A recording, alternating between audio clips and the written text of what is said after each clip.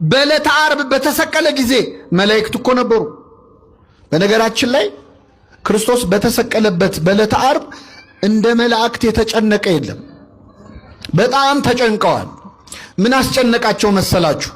እነሱ በሰማይ በሁለት ክንፋቸው እግራቸውን በሁለት ክንፋቸው ፊታቸውን ሸፍነው ቅዱስ ቅዱስ እያሉ እየተንቀጠቀጡ ያመሰግኑታል አይደለም? እነሱ ተንቀጥቅጠው የሚያመሰግኑት አምላክን ፊቱን ማየት አይገባንም የሚሉት አምላክ ፊቱ ላይ ምራቅ ሲተፋበት ተመልክተዋል። ፊቱን በጥፊ ሲመታ ተመልክተዋል።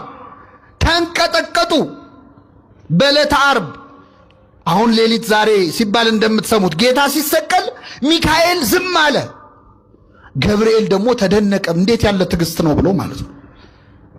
እንደውም ቅዱስ ገብርኤል ሰይፉን አነሳ። የእግዚአብሔር ቸርነት ከለከለችው። ሰይፉን ጣለው ነው የሚለው።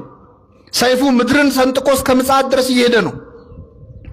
ለመላእክት አስጨናቂ ቀን ነበረ በዕለተ ዓርብ። እርቃኑን ሲገፉት በአደባባይ የሾህ አክሊል ሲደፉበት